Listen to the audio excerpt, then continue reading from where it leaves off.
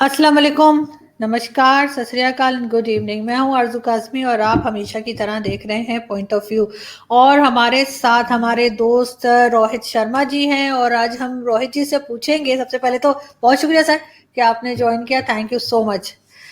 रोहित जी, हम आज जरा आपसे ये पूछना चाहेंगे कि आप क्या समझते हैं कि जब ये पॉलिटिकल लीडर्स दोनों कंट्रीज के टेंशन बना देते हैं, इधर से अब हमारे इमरान खान साहब ने कुछ कह दिया, वहां से आपकी गवर्नमेंट ने कुछ कह दिया, और वो जो टेंशन एक चलती है, क्या उसके रहते आपको लगता है कि क्रिकेट मैचेस भी रोक देने चाहिए?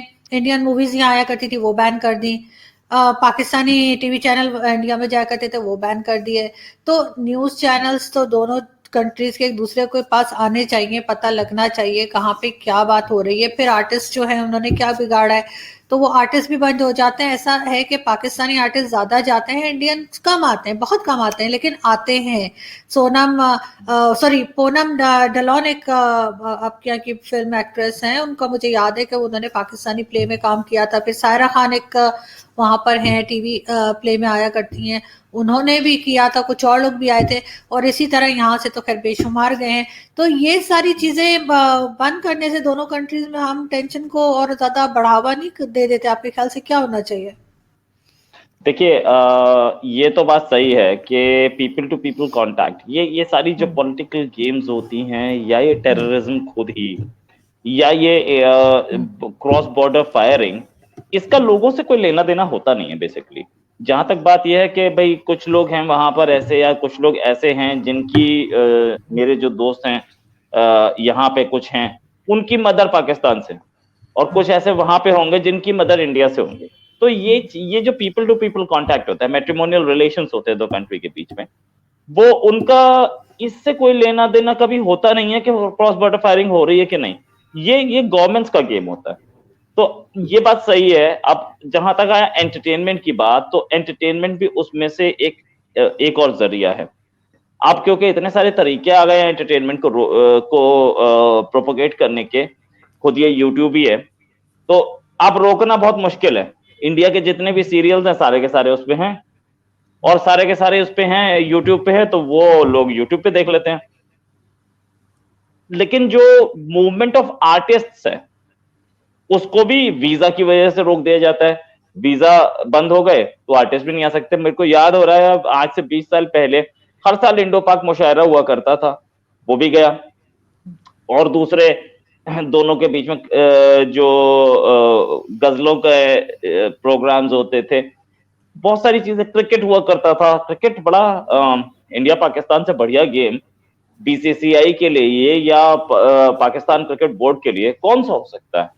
पूरी वर्ल्ड की उसमें नजर होती है, जाहिर है उसमें एड्स भी सबसे ज्यादा आएंगे। लेकिन उतने प्रॉफिटेबल गेम को छोड़ रहे हैं अगर, तो कहीं ना कहीं से प्रेशर है, और कहीं ना कहीं से कुछ कुछ है, पब्लिक ओपिनियन है। तो ये चीजें रुकनी तो नहीं चाहिए, लेकिन कुछ माहौल ऐसा है कि एक गवर्नमेंट ने ये बोला कि ठीक है, जब तक हमारे कंट्री में टेरर रहेगा तब तक हम नहीं खेलेंगे। बस एक बार ये सेंटेंस आया तो पब्लिक ओपिनियन उसके खिलाफ हो गई। पब्लिक ओपिनियन उसके खिलाफ हो गई तो फिर बहुत सारे ऐसे नॉन स्टेट एक्टर्स भी होते हैं जो कि उसको और प्रोपोगेट करते हैं। तो बढ़ना, एक एक बार अगर बेटर रास्ते आने, जैसे कि मुशर्रफ साहब के टाइम पे शुरू हुआ था, ट्रेड शुरू हुआ, समझौता चली, तो फिर वो सडनली इंडिया में आप लॉटरी चैलेंज आया करता था उस जमाने में। आई थिंक उसका नाम लॉटरी चैलेंज ही था। उसमें राउफ लाला जीते भी थे। तो ये चीजें होती हैं, ये चीजें जैसे ही दोनों कंट्रीज के बीच में बेटर रिलेशंस होंगे, तो ये लोग आना भी शुरू कर देंगे, एक दूसरे के पास जाना भी शुरू कर देंगे। तो जैसे स्पेशली आर्टिस्ट को कौन रोकता है?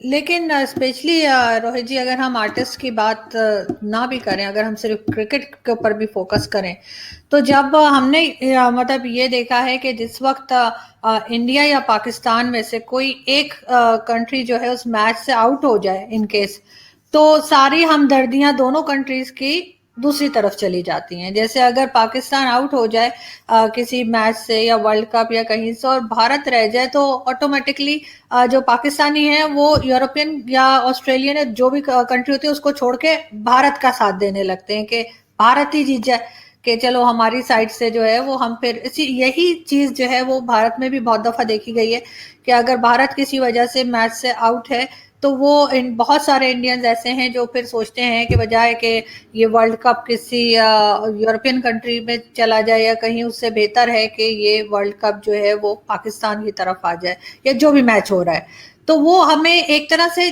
जोड़े रखता है, ये क्रिकेट मैच जो है दोनों जगह के लोगों को। और अगर दोनों साथ में खेल रहे हो तो फिर तो क्या ही कहने लोग अपने। मैं तक, हालांकि मुझे तक क्रिकेट का कुछ आता नहीं है, लेकिन ये कि जब इस तरह के मैचेस होते हैं जिसमें इंडिया पाकिस्तान खेल रहे हो साथ में, चाहे वो जैसे कहते हैं कि 2020 होता है या कोई किसी जगह पे भी, ये दोनों टीमें आमने सामने हो तो सारे काम छोड़ के लोग ये देख रहे होते हैं, तो लोगों में खुशी आती है। तो क्या हर्ज है अगर हम क्रिकेट को ही एक तरह का हम रास्ता बना लें? क्रिकेट भी बन सकता है। और एक और चीज जो आपने बताया कि ये टीम्स अपनी टीम को सपोर्ट करते हैं, नहीं तो फिर दूसरी टीम को सपोर्ट करते हैं। वैसे ही एक ये कोरोना की जो दवाई बनी, वो यूरोप में बनी, साथ में इंडिया में बनी। तो पाकिस्तान में ये था कि चल यार पड़ोस में बन के आ जाएगी, कोई जरूरी, कोई प्रॉब्लम नहीं है। कुछ इसी तरीके का ये था कि इंडिया में अगर प्याज महंगी हो गई तो आदमी सोचता है कि यार प्याज महंगी हो गई, यार पाकिस्तान से अफगानिस्तान से आई जाएगी, या टमाटर महंगा हो गया तो उस साइड से आ जाएगा। तो ये चीजें हम लोगों की जो थिंकिंग है वो है। लेकिन फिर अगेन एक टेरर अटैक होता है और माहौल वैसा ही हो जाता है कि नहीं यार पाकिस्तान से तो नहीं मिलना, चाहे कुछ हो जाए। तो वो चीजें, ये जो टेरर अटैक्स है, टेरर सबसे बड़ी क्योंकि इतने टाइम में इतने सारे लोग मरे भी हैं और उसकी फोटोग्राफ सबने देखी हैं। अगर ये टेरर कहीं से भी बंद हो ना, वैसे तो टेरर काफी कम हो गया, अब तो इतना दिखता नहीं है, बस मेनली रेस्ट्रिक्टेड टू कश्मीर। बाकी हमारी एजेंसीज ने बहुत अच्छा काम किया है टेरर अटैक से पहले। आप अगर अखबार पढ़ें या अखबार पिछले कुछ टाइम के अखबार निकालें तो टेरर अटैक फॉइल्ड खबरें ज्यादा मिलती हैं टेरर अटैक से। तो basically restricted to few parts of Kashmir, जहां पर भी अटैक कम हो रहे हैं और टेररिस्ट ज्यादा मारे जा रहे हैं एनकाउंटर्स में। तो ये चीज है। लेकिन जैसे ही ये टेरर बंद होगा, अब लगभग बंद होने के कगार पे, बहुत ज्यादा अब टाइम नहीं रह गया कि टेरर खत्म हो जाए। तो टेरर जैसे ही खत्म होगा तो will be back to the square one. हम लोग वापस उसी लेवल पे आ जाएंगे जब हमें लगेगा नहीं यार ठीक है पाकिस्तान से प्याज आ जाएगी, कोई टेंशन नहीं है। अभी हाल में मेरे को याद आ रहा है पिछले 1 साल में ही प्याज कम हुई थी तो अफगानिस्तान की प्याज आई थी इंडिया में। वो आई डोंट नो कैसे एयरलिफ्ट करके लाए या कैसे लाए, आई थी और बहुत बढ़िया थी। इट वाज इंडिया की प्याज से तो 10 गुना बेटर थी। और मतलब वी आर सर्चिंग इंडिया में ड्राई फ्रूट्स, और इंडिया में पाकिस्तानी जो वो जेड का वो बनता है मार्बल और मार्बल वर्क, इसकी बड़ी अच्छी प्रेस्टीज है, प्रेस्टीज इशू है सब। तो अगर ये सब चले तो बेटर होगा। बिल्कुल, बिल्कुल ठीक। लेकिन एक इसी तरीके से एक चीज़ यहाँ पर हुई कि जब पाकिस्तान फ़िल्म इंडस्ट्री तो इतनी कोई ख़ास फ़िल्में काफ़ी टाइम से नहीं बना रही है, तो सबको ही मालूम है कि बीच में बिल्कुल हमारी इंडस्ट्री जो थी वो एक तरह से ख़त्म ही हो गई थी। अब दोबारा से कुछ लोग निकले हैं और वो कुछ फ़िल्में बनाने की कोशिश कर रहे हैं, लेकिन बजट कह लें या कुछ भी कह लें, वो स्टैंडर्ड नहीं होता। लेकिन कुछ साल पहले तक इंडियन मूवीज़ को परमिशन मिल गई थी कि पाकिस्तान में लगाया जा सकता है उनको, वो पाकिस्तान में के सिनेमास में जो है वो लग सकती हैं। उसके बाद बहुत लोगों को रोहित जी यहाँ पे जॉब मिल गई, वो दोबारा से सिनेमा हाउसेस जिसे कहते हैं हमारे यहाँ के, वो दोबारा से आबाद हो गए।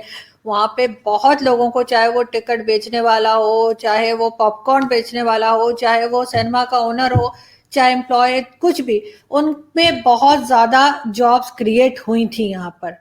और उसके बाद फिर वही टेंशन बनी और उसके बाद कहा, सबसे पहले कहा गया जी मूवीज नहीं लग सकती यहाँ पर, वो बंद कर दी गई। उसके साथ ही कई सिनेमास जो थे वो बंद हो गए, कई सिनेमास खाली हो गए। तो ये चीज भी तो लोगों को देखनी चाहिए। दोनों कंट्रीज के जो लीडर्स हैं या जो लॉ बनाते हैं और जो डिसीजंस लेते हैं कि अपने लोगों को बेरोजगार करके क्या फायदा हुआ। वन थिंग इज कि डेमोक्रेसी का फायदा क्या होता है? डेमोक्रेसी का फायदा ये होता है कि हर 5 साल में गवर्नमेंट चेंज हो जाती है। जो ईगो एक प्राइम मिनिस्टर लेके बैठा है किसी दूसरे कंट्री के खिलाफ या दूसरे आदमी के खिलाफ, वो आदमी के साथ ही चले जाती है। एक नया आदमी आता है और फिर एक नए फ्रेश गेम शुरू होता है। प्रॉब्लम यहां आती है जब एक डेमोक्रेसी के साथ एक और प्लेयर घुस जाए। इंडिया में अगर आप देखें तो प्राइम मिनिस्टर मोदी यहाँ पे अब हो गए, आपको सेकंड टर्म है। जो ट्रेंड्स दिख रहे हैं उस हिसाब से लगता नहीं कि थर्ड ट्रेंड भी उनका कहीं जा रहा है, थर्ड ट्रेंड भी बड़े आराम से मिल जाएगा।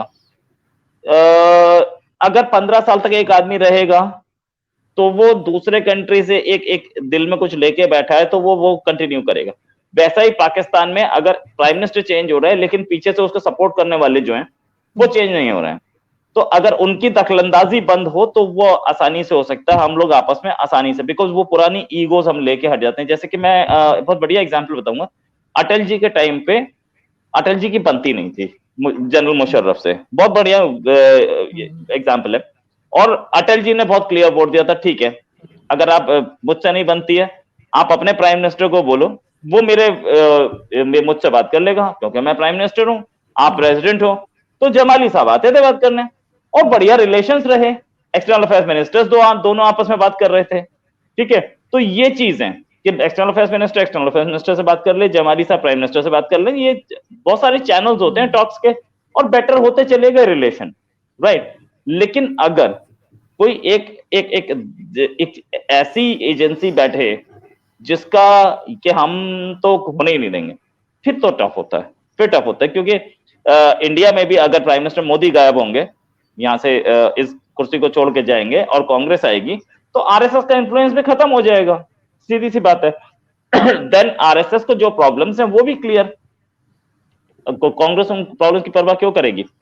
जहां तक बात ये कि ये जो गवर्नमेंट है, ये जो दो गवर्नमेंट्स हैं, इनको ये बात भी समझ में आना चाहिए कि अगर लॉलीवुड और बॉलीवुड दोनों का आपस में कॉम्बिनेशन बना तो हो सकता है कि वहां पे लॉलीवुड में इंडिया इन्वेस्ट करे या इंडियन प्रोडक्शन हाउसेज इन्वेस्ट करें, राइट। और बॉलीवुड का जो मार्केटिंग है, बॉलीवुड की जो रीच है, वो मैं खुद आई वॉज अमेज्ड के मेरे एक बॉस हुआ करते थे किसी जमाने में, वो अफ्रीकन थे, वो वापस चले गए नाइजीरिया के रहने वाले थे, यहाँ पर आके जॉब कर रहे थे, वो यहीं पे उन्होंने पढ़ाई की थी। तो एक दिन उनसे बात हो रही थी मेरी, तो उन्होंने बोला कि यार हॉलीवुड तो तुम्हारी बॉलीवुड की जितनी मूवीज यहाँ चलती है ना उतनी तो हमारी अपनी नहीं चलती है। नाइजीरिया में और साउथ अफ्रीका में और घाना में, कीनिया में, ये पूरा का पूरा मार्केट, और ये लोग अपने आप, वो लोग इंग्लिश में डब करके अपनी लोकल लैंग्वेज में डब करके चला रहे हैं उसको। अफगानिस्तान में, उज्बेकिस्तान में, थाईलैंड में, मलेशिया में बॉलीवुड का एक बड़ा मार्केट है। अगर वो लॉलीवुड और बॉलीवुड कोलैबोरेशन में आएंगे तो वो मार्केट उसके हाथ में भी जाएगा। तो ये सोचने वाली बात है। ठीक है, छोटी छोटी जब भी कभी इंडस्ट्री होती है ना, तो छोटी इंडस्ट्री एक फाइनेंशियल क्रंच से निकलती है, इसमें कोई शक नहीं है। लेकिन हमारे पास एक तमिल फिल्म इंडस्ट्री है, वो तमिल फिल्म इंडस्ट्री आप देखें तो उसकी अपनी जो मूवीज है, शिवाजी देखिए या दूसरी मूवीज देखिए, कुछ मूवीज तो बॉलीवुड की मूवीज को रिपीट कर चुकी हैं अपनी अर्निंग्स में, 1000 करोड़ टच करती हैं। अरे 1000 करोड़ तो सलमान खान की नहीं टच कर पाई यार, ना वो शाहरुख की टच कर पाई, तो 500 करोड़ से ऊपर तो हम देख ही नहीं पाए मूवीज को, वो 1000 करोड़ टच कर रही। तो कह रहे हैं आप साउथ की मूवीज? साउथ की? अरे क्या नाम है उनका? मैंने साउथ की मूवीज, अभी मैंने एक सीन देखा, वो केला खाता है, वो मैं आपको भेजूंगी, और केले से बनाना से वो सबकी गर्दनें उड़ा देता है और इतने चाकू की तरह मार। मुझे ये वैसे उनकी समझ नहीं आती, वैसे बड़ी अजीब लगती है मुझे तो साउथ की मूवीज, कभी कोई क्लिप आ जाए तो। बाहुबली 1000 करोड़ क्रॉस किया बाहुबली ने तो, और ऊपर से ये रजनीकांत की मूवी शिवाजी, वो उसने सारी हिंदी मूवीज को बीट कर दिया, डिफीट कर दिया। वो केले से ही मार रहा है, वो भी रजनीकांत भी केले से ही मारता है, लेकिन आप देखिए उसके हिट कितना है। Hit, anything that sells is success, simple सी बात है। तो छोटी मूवी बड़े, छोटी इंडस्ट्री बड़ी हो, लेकिन आप उसका रीच देखिए। तो लॉलीवुड ऐसे फायदा मिल सकता है, क्रिकेट से भी फायदा मिल सकता है। क्रिकेट में क्योंकि पॉलिटिक्स घुस गई है, क्रिकेट में पॉलिटिक्स इस हद तक घुस गई है कि बोर्ड का चीफ भी पॉलिटिशियन है। जब बोर्ड का चीफ पॉलिटिशियन होगा तो फिर आप उम्मीद कर सकते हैं, क्योंकि उसने अपनी बैक होम अपनी पॉलिटिक्स तो करनी है ना, तो वो तो आएगी, दिख रहा है। अगर हमारे यहाँ क्रिकेट बोर्ड को न्यूट्रल लोग चलाएं तो शायद कुछ हो पाए, अदरवाइज मुझे उम्मीद नहीं है कि क्रिकेट में कुछ हो, क्योंकि दोनों साइड के क्रिकेट बोर्ड में वो आदमी जो हमारे इस समय क्रिकेट बोर्ड में क्या बीजेपी और कांग्रेस के लोग बैठे हैं।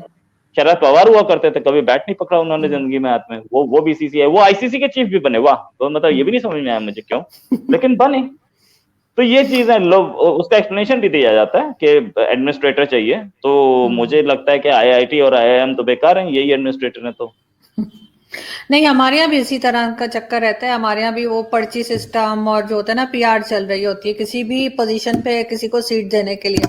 लेकिन एक चीज और है रोहित जी के, कुछ भी रोक देने से चलें, अगर क्रिकेट ना हम बात करें, क्रिकेट को थोड़ी देर के लिए छोड़ दें और हम मूवीज और जो हमारे टीवी प्लेज होते हैं उस पर चले जाएं, तो इंडियन मूवीज को हमारी गवर्नमेंट बेशक सिनेमा में ना लगने दे, लेकिन रोक तो नहीं सकती है। इंटरनेट के जरिए सब लोग देख सकते हैं, जो नई पिक्चर रिलीज होती है वो उस पर आ जाती है।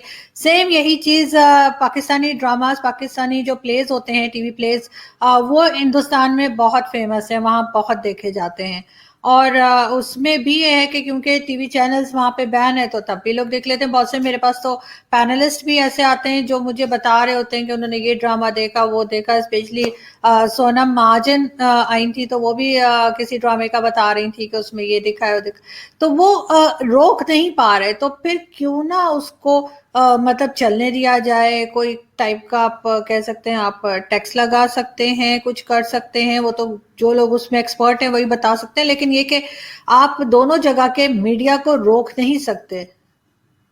रोक नहीं सकते, सही बात है। और वो इंडिया में पाकिस्तानी न्यूज चैनल्स बंद हुए थे क्योंकि पाकिस्तान में इंडियन चैनल्स बंद हो गए थे। पाकिस्तान मोस्ट लाइकली जो मुझे बताया गया कि वो अपनी फिल्म इंडस्ट्री और सीरियल इंडस्ट्री को प्रोटेक्ट कर रहा था। इंडिया ने भी वैसा वर्षा टिट फॉर टैट पे मार दिए, लेकिन अब कौन रोक पाएगा उसे? क्या बोल टीवी अवेलेबल नहीं है? क्या दूसरे समा अवेलेबल नहीं है? क्या एयरवाई या पीटीवी खुद अवेलेबल नहीं है? यूट्यूब पे आप देखिए, लेटेस्ट बुलेटिन दिखता है सबका।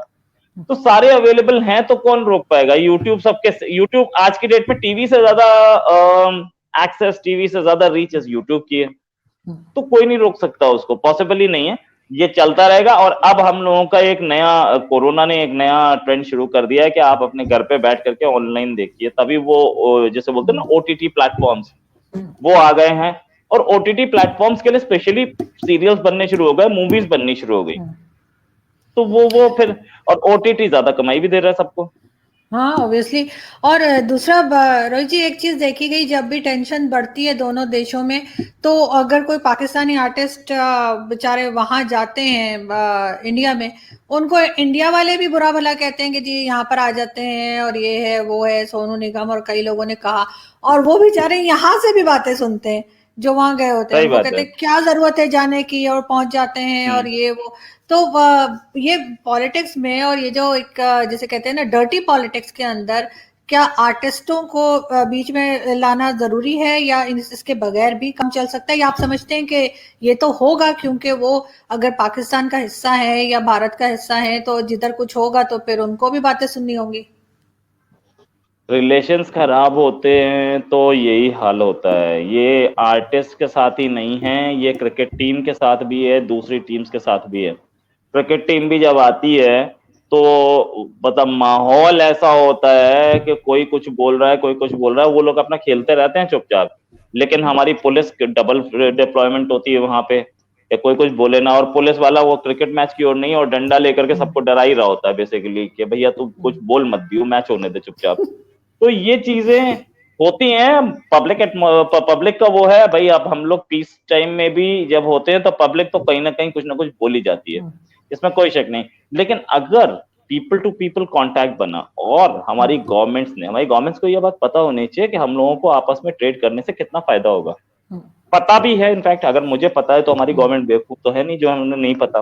पता भी है, लेकिन वेस्टेड इंटरेस्ट बीच में घुसते हैं, और आर्टिस्ट के साथ या दूसरे क्रिकेट के साथ, या क्या बोलते हैं उसे, हम दोनों के बीच में जो स्टूडेंट्स एक्सचेंज प्रोग्राम्स थे किसी जमाने में। अच्छा, इंडिया ने एक और प्रोग्राम निकाला था कि पाकिस्तानी बच्चियों का इलाज इंडिया में कराया जाएगा। उसके लिए एक लड़की आई भी थी, नूर फातिमा नाम था उसका शायद। वो अब वो बच्ची कॉलेज में होनी चाहिए, तो उसका भी इलाज हुआ था। तो ऐसे प्रोग्राम्स तो हुए थे, लेकिन फिर वही कि एक स्टेप और वो पूरे के सारे प्रोग्राम्स बंद हो जाते हैं। तो ये एक बड़ी तो प्रॉब्लम होती है। लेकिन यही हिंदुस्तानी और पाकिस्तानी जब किसी बाहर की कंट्री में मिलते हैं, चाहे वो कोई यूरोपियन कंट्री हो, चाहे वो अमेरिका हो, कुछ भी हो, भारत और पाकिस्तान के अलावा किसी जगह मिलते हैं, चाहे वो ये लीडर्स हो या आम सिटीजन्स हो, तो उस वक्त तो बड़ा प्यार छलक रहा होता है। उस वक्त तो लगता है जैसे कोई कुछ महसूस ही नहीं हो रहा है, और अब बड़ा मिल मिल के घूम रहे होते हैं और खाने चल रहे होते हैं और बातें हो रही होती हैं कि जी ये हिंदुस्तानी है, ये फलानी जगह के हैं, इनका वो वाली सिटी है, और ये पाकिस्तानी है, ये कराची के हैं या लाहौर के हैं या केपी के, कुछ भी। तो वो उस वक्त हमें कोई दुश्मनी देखने को मिलती थी। बहुत बार मेरे मेरे साथ भी ऐसा हुआ है कि मुझे इंडियंस मिले हैं, चाहे वो दुबई हो या यूरोप हो, तो कभी ऐसा महसूस नहीं हुआ कि वो हमसे नफरत करते हैं या हम उनसे नफरत करते हैं। और ऐसे ही हम अपने लीडर्स को भी देखते हैं कि अगर वो अपने किसी प्राइवेट दौरे पे गए हों, प्राइवेट विजिट पे गए हों किसी जगह, तो अगर उनको वहां पे इंडियंस मिल जाए, वो जाए, तो बड़ा मतलब जैसे कहते हैं कि प्यार छलक रहा होता है, बड़े अच्छे से बात कर रहे होते हैं। तो ये सब चीजें जो है वो कैमरा के आगे आके और जहाँ पे स्टेटमेंट देनी होती है उस जगह आके क्यों खराब हो जाती है? ये पॉलिटिक्स तो एक ऐसी चीज है जिसमें मतलब आप बोलते हैं कि ऑफिस में पॉलिटिक्स हो रही है, आप बोलते हैं क्रिकेट बोर्ड में पॉलिटिक्स हो रही है, जिसका नाम ही पॉलिटिक्स है उसमें नहीं होगी क्या? उसमें तो होगी ही, तो वो तो काम है ही। अब ये पॉलिटिशियंस जो है इनका काम बेसिकली क्या होता है कि दुनिया को बेवकूफ बनाओ और अपना काम निकालो। ये लोग करते हैं, लेकिन अगेन माहौल बिगाड़ने में भी इन्हीं का हाथ है। ये लोग बाहर मिलते हैं और दूसरे कंट्री में अगर कहीं मिल जाए तो इन लोगों के डिनर भी होते हैं साथ, और डिनर करके फिर वापस आते हैं, आके बोलते हैं पाकिस्तान से तो हम 1 रुपया नहीं लेंगे, वहां डिनर करके आए हैं साहब। तो ये सब चीजें होती हैं, इसमें कोई शक नहीं। But then again same thing comes back कि क्योंकि इस वॉर से, इस लड़ाई से, इस फ्रिक्शन से there's a lot of money to it. War is a multi-billion-dollar business. Vietnam war इतने टाइम खींची। एक there's a very good movie by Kevin Costner, उसका नाम है JFK।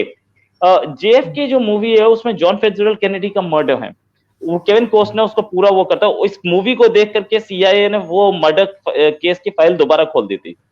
उस मूवी को आप देखेंगे, यूट्यूब पे भी अवेलेबल शायद, अदरवाइज उसके बहुत जगह अवेलेबल है वो। वो मूवी में वो बोलता है कि war is a multi billion dollar business, और वो Vietnam war they were losing, Kennedy wanted to pull out, और इस वजह से कैनेडी का असैसिनेशन हुआ। और नेक्स्ट जो असैसिनेशन के बाद नेक्स्ट जो गवर्नमेंट आई उसने अपना पहला डिसीजन यही लिया कि वियतनाम वॉर विल कंटिन्यू। तो ये जो बीच में फ्रिक्शन है दोनों कंट्रीज के बीच में, टेरर हो या क्रॉस बॉर्डर फायरिंग हो, ये सारा हथियार जो आता है, और टेरर के लिए जो हथियार आता है या पैसा आता है, सारा का सारा वो that's again a big business. तो वो बिजनेस करने वाले और हमारे कंट्री में जो लोग बैठे हैं, चाहे वो कश्मीर में बैठे हों या the rest of the country में बैठे हों, वो सब अपना प्रॉपर्टी बना रहे हैं at the cost of the country, ठीक है, लेकिन वो उसका एक्सप्लेनेशन दे देते हैं। हर आदमी एक्सप्लेनेशन बहुत आराम से दे देता है, और आप कितना वो उसे प्रूव कर लो कि गलत बोल रहा है, वो अपनी बात पे अड़ा रहेगा। जैसे कि मैं आपको बताऊं कि जो आदमी मर्डर करता है, तो वो भी एक्सप्लेनेशन, मैंने I saw it long back, एक कोई माफिया था, अंडरवर्ल्ड माफिया, वो एक्सप्लेनेशन दे रहा था कि हम आपके कोर्ट केसेस को बड़े जल्दी उनका वो काम उसको सॉर्ट आउट करा देते हैं। कोर्ट में जाएगा एक आदमी, वो 20 साल लेगा, उसके बाद आपकी प्रॉपर्टी की वैल्यू क्या रह जाएगी, हम 1 साल में करा देते हैं। अरे तो भाई, ये अगर ऐसा ही explanation, what was this explanation, मुझे नहीं समझ में आया, लेकिन उसने दिया, एक इंडियन टीवी चैनल पे दिया उसने। तो ये काम अगर यही है तो सही कौन है और गलत कौन है, ये कौन बताएगा? तो इंडिया में ये जो जितने भी हो रहे हैं उसके एक्सप्लेनेशन, चाहे आप बोल दीजिए कि कश्मीर कॉज है, बोल दीजिए मुसलमानों पे एट्रोसिटी है, असलियत सबको पता है कि क्यों हो रहा है ये काम, असलियत सबको पता है। और इंडियन साइड ऑफ कश्मीर में जितने वहां बैठे हुए हैं, वो उनको भी सबको असलियत पता है। एक को तो पाकिस्तानी टीम ने ही बोल दिया कि वो आदमी हिंदुत्व को सपोर्ट करता है। तो ये सब सबको पता है क्या हो रहा है, सारी गवर्नमेंट्स को पता है, सारे लीडर्स को पता है, सारे उन लोगों को पता है जो वहां पे ग्राउंड लेवल पे काम कर रहे हैं इसमें लेकिन पब्लिक के सेंटिमेंट को एक्सप्लॉइट करके दो कंट्रीज के बीच में फ्रिक्शन आ रही है। और फ्रिक्शन लाके जब मेरा फायदा हो रहा है तो मैं क्यों नहीं चाहूंगा कि फ्रिक्शन आए। असलियत ये है। बाकी किसको फर्क पड़ता है, मुझे आज तक नहीं फर्क पड़ा, मैं आज तक कश्मीर गया नहीं, और अभी नियर फ्यूचर में जाने का मेरे हाथ में कोई प्लान भी नहीं, राइट। और ना वो कश्मीर का जो आदमी है उसे भी यह फर्क नहीं पड़ता कि वो इंडिया में रह रहा है या पाकिस्तान में रह रहा है। जो आदमी मुझे ही आज तक, मेरा ही आज तक कोई केस नहीं हुआ कोर्ट में, ठीक है, भगवान ना करे हो, लेकिन कोई नहीं हुआ। और मुझे कितने दिन की जरूरत पड़ती है कि मेरा मेरा रूल, मेरा कानून क्या बोलता है, मेरे घर में पानी आ रही है और बिजली आ रही है और मेरे को खाना मिल रहा है और मैं आराम से बाहर जाके गोलगप्पे खा रहा हूँ, मुझे इससे ज्यादा कुछ नहीं चाहिए होता। और नॉर्मल पब्लिक को इससे ज्यादा कुछ नहीं चाहिए होता, फ्रैंकली स्पीकिंग। ये सारा का सारा जो माहौल बनाया हुआ है, इससे पूरी कश्मीर की एक जनरेशन खराब हो चुकी है। लेकिन वहां के लोगों का सेंटिमेंट ऐसा बना दिया कि आपको लड़ना है और कश्मीर के यंग लड़के बिल्कुल बर्बाद हो रहे हैं, कोई फर्क नहीं पड़ता, क्योंकि जो लोग बर्बाद कर रहे हैं उनके अपने मकान बन रहे हैं, फार्म हाउसेस बन रहे हैं, तो वो लोग अपने फार्म हाउस के लिए दूसरे आदमी का बच्चा बर्बाद करने के लिए तैयार हैं, और अपने बच्चे खुद लोग बर्बाद करने के लिए तैयार हैं, तो ठीक है, फाइन, म्यूचुअल अंडरस्टैंडिंग। नहीं, बिल्कुल आप ठीक कह रहे हैं, लेकिन इससे पहले मैं अगले लास्ट क्वेश्चन की तरफ बढ़ूं, मैं आपसे कहूंगी गोलगप्पे ना खाएं, क्योंकि मैंने जैसा आपको पहले बताया था शो से 2 दिन पहले स्ट्रीट फूड खाया और अभी तक मेरी तबीयत खराब है, बस वॉमिट्स और चक्कर, इतना ज्यादा वीकनेस हो गई है, कोई हद नहीं। तो अभी मौसम आगे गर्म होता चला जाएगा तो फिर थोड़ा सा स्ट्रीट फूड से मेरे ख्याल है थोड़ा सा अलग अलग बच के रहें। अगर अब अगर यही किसी कश्मीरी लीडर ने खा लिया होता तो बोला जाता कि ये इंडिया की साजिश थी। प्रॉब्लम यहाँ है, प्रॉब्लम इज दिस, क्योंकि आपको कोई पूछ नहीं रहा इसलिए। नहीं, आप बिल्कुल ठीक कह रहे हैं, लेकिन रोहित जी लास्ट में मैं ये पूछना चाहूंगी कि एक तरफ तो बहुत कहा जाता है कि जी पाकिस्तान में जैसे कहेंगे या हिंदुस्तान में कहेंगे जी पाकिस्तानी आपका दोस्त नहीं हो सकता, और पाकिस्तान में कहेंगे जी हिंदुस्तानी आपका दोस्त नहीं हो सकता। लेकिन अगर यही लोग यूरोप जाएं, यूके जाएं या कहीं जाएं और वहां पे अगर किसी इंडियन को रूम चाहिए और वो पाकिस्तानी के पास मिल सकता है रेंट पे, जैसे आपको मालूम है यूके वगैरह में बहुत रिवाज है, तो इसी तरीके से अगर यहाँ से पाकिस्तानी जाते हैं और उनको किसी कोई सरदार जी है या कोई हिंदू है या कोई इंडियन है, कोई भी है, उसके पास अगर घर मिल सकता है, रूम मिल सकता है, कुछ दिन के विजिट पे गए हों वहां पे, तो बड़ी खुशी खुशी रहते हैं। तो ये डबल स्टैंडर्ड आपको लगता है कि पॉलिटिशियंस के अंदर ही नहीं, हमारी आम पब्लिक के अंदर भी है? राइट, ये डबल स्टैंडर्ड जो है, ये डबल स्टैंडर्ड से ज्यादा हमारी सोसाइटी ने फोर्स किया हमें डबल स्टैंडर्ड्स पकड़ने के लिए। क्यों, मैं बताता हूँ। एक हिंदू रिलीजन है जिसको सनातन धर्म बोलते हैं, और एक इस्लाम है। ये दोनों रिलीजन जो हैं, रिलीजन बहुत बढ़िया है, इनको जो फॉलो कर रहे हैं वो लोग जो हैं वो डबल स्टैंडर्ड पे आ चुके हैं।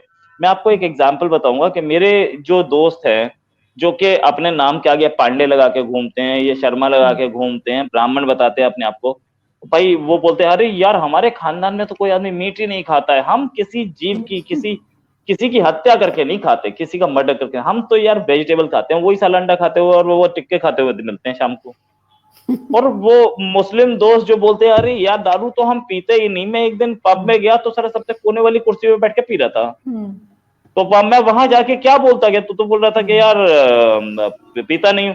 But then the fact is कि आप ये हिपोक्रेसी लेके चल रहे हैं, अपने आप को बहुत बड़े नमाजी दिखाते हैं और शाम को आप मैं खाने में पहुंच जाते हैं पीने। ये हिपोक्रेसी जो है उसमें आदमी को प्रोजेक्ट ज्यादा करना पड़ता है, क्योंकि आप खुद वो गलत काम कर रहे हो जो आपके मॉरल्स के हिसाब से नहीं है, इसलिए आप उसके प्रोजेक्शन ज्यादा करते हैं और इससे सोसाइटी में करप्शन आता है। प्रॉब्लम यहाँ है, हम लोग बाहर जाते हैं जैसे यूरोप वगैरह, अमेरिका वगैरह, तो वहां पे एकदम फ्री सोसाइटी है। तो फ्री सोसाइटी में आदमी क्या करता है, लेके आया अपने कमरे में पी लिया और बाहर निकल के बोला यार ये यूरोपियन सोसाइटी है ना, ये बहुत खराब है। जैसे कि आपके प्राइम मिनिस्टर ने ही बोला कि ये हॉलीवुड और बॉलीवुड की वजह से मेरे कंट्री में ना डिवोर्स हो रहे हैं। अब ये स्टेटमेंट मैं किसी से भी सुन लेता, नवाज शरीफ से सुन लेता, मैं जरदारी से सुन लेता, ये नहीं मैं इमरान खान से सुना तो मेरे को ही झटका लगा। पहले तो एक हार्ट बीट मिस हुई कि यार ये तो दो खुद ही डिवोर्स हो चुके हैं, यार खुद बोल रहे हैं कि उधर से हुआ। तो इट इज नॉट दैट, ये जो हिपोक्रेसी है, ये मतलब मैं प्राइम मिनिस्टर मोदी के लिए भी सेम चीज बोल सकता हूँ कि आप बेटी बचाओ चला रहे हो, ठीक है, और आपकी अपनी वाइफ आपके साथ नहीं है, ये दोनों के साथ है भाई, ये हिपोक्रेसी नहीं होनी चाहिए ना, दिस इज हिपोक्रेसी। और मैं इस चीज को बिल्कुल इसके खिलाफ हूँ। हालांकि ये दोनों का पर्सनल मैटर है, ये इमरान खान का भी और मोदी का भी। मुझे उन दोनों से कंट्री चलवाना, उनसे मैंने मुझे ये उनसे मतलब वो उनके बच्चों और उनके बच्चों ये काम नहीं करवाना। मैंने वोट उनसे कंट्री चलाने के लिए दिए, लेकिन आप हिपोक्रेसी तो ना करें ना। दिस इज हिपोक्रेसी, और ये हमारे समाज में घुस चुकी है, अब हमारी सोसाइटी में घुस चुकी है। हमारे सोसाइटी में उस टाइम पे, एक टाइम पे नेता हुआ करते थे, लीडर हुआ करते थे, लाल बहादुर शास्त्री, जिन्होंने फैमिली प्लानिंग पे स्पीच देने से मना कर दिया था कि मैं नहीं दूंगा, मेरे खुद के 4 बच्चे हैं, कहां से दूं। अब ऐसे लीडर्स भी फैमिली प्लानिंग पे स्पीच दे रहे हैं जिनके 8 बच्चे हैं। तो ये सोसाइटी में घुस गई है, और हम लोग हैं करप्ट और अपने आप को ईमानदार दिखाने की कोशिश कर रहे हैं। हालांकि और ये चीज हमारी सोसाइटी में, जब आप करप्ट होते हैं और ईमानदार दिखाने की कोशिश करते हैं ना, तब आप कुछ ज्यादा बन जाते हैं। यूरोप जाते हैं हम लोग तो सारे वही काम करते हैं जो यूरोपियंस करते हैं। हम लोग भी उनके क्लब्स में जाते हैं, हम लोग भी, मतलब यहाँ से जो गए हैं, जो लोग आके बताते हैं, क्या हमारे यहाँ से लड़के, जो यंग कॉलेज के जो लड़के हैं या कॉलेज पास आउट लड़के हैं, वो थाईलैंड नहीं जा रहे, बैंकॉक नहीं जा रहे हैं, वापस आके बोलते हैं हम तो जी केदारनाथ गए थे, बद्रीनाथ गए थे, मंदिर गए थे। तो ऑल हिपोक्रेसी, और हिपोक्रेसी हमारे अंदर सबसे ज्यादा है।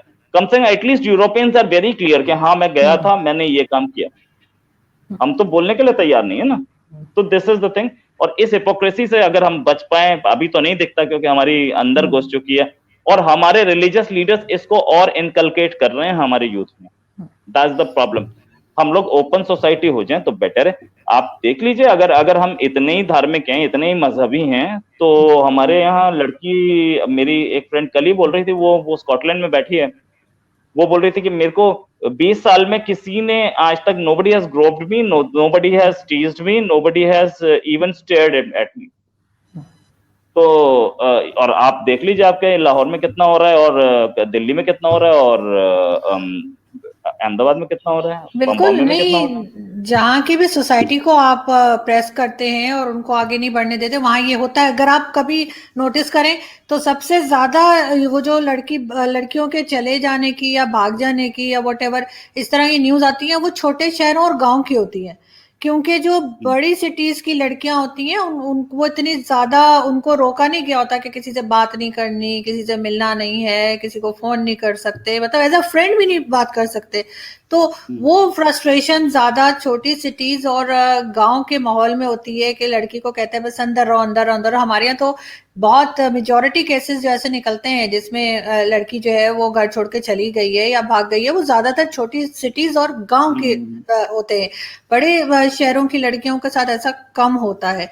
तो वही इनको समझना चाहिए कि आप अगर किसी को जितना रोकेंगे, वो फिर उतना ही वो चीज जो वो बढ़ती है, कम नहीं होती। यहाँ पे भी रोहित जी बहुत सख्त पाबंदी है कि कोई शराब ना ले सकता है, ना बेच सकता है, ना खरीद सकता है, लेकिन इसके बावजूद 60 क्या मैं कहूंगी 70% लोग जो हैं वो ड्रिंक भी करते हैं, ड्रिंक बेचते भी हैं, ड्रिंक खरीदते भी हैं। और न्यू ईयर के टाइम पे तो लगता है पता नहीं क्या हो गया, सब भागे भागे फिर रहे होते हैं कि बॉटल्स मिल जाए। तो बल्कि मुझे एक बड़े हमारे सीनियर जर्नलिस्ट है पीजे मीर, वो कहने लगे अगर ये इसको लीगल कर दें तो इनको कितना तो टैक्स आ जाएगा। इस ये जो छुप के सेल हो रही है उसके बजाय अगर ये ओपन कर दें इसको, तो वो जो है वो टैक्स के उसमें बहुत पैसे इनको मिल जाएंगे गवर्नमेंट को। लेकिन ये हिपोक्रेसी है हमारे, चाहे मुल्ला हो चाहे हमारे, कभी आप नोटिस करें टॉक शो में जो सो कॉल्ड रिलीजियस स्कॉलर्स आए होते हैं, अगर वो रात को 8 या 10 बजे के बाद कोई लाइव शो कर रहे हैं, फिर देखें उनकी टोन, क्या बात कर रहे होते हैं वो और किस तरह से बात कर रहे होते हैं। तो वो तो सबको मालूम ही है। लेकिन यही है कि ये हिपोक्रेसी यहाँ पे बहुत ज्यादा बढ़ी हुई है और कोई मानने को तैयार नहीं है। कोई बोलेगा तो फिर पीछे पड़ जाते हैं।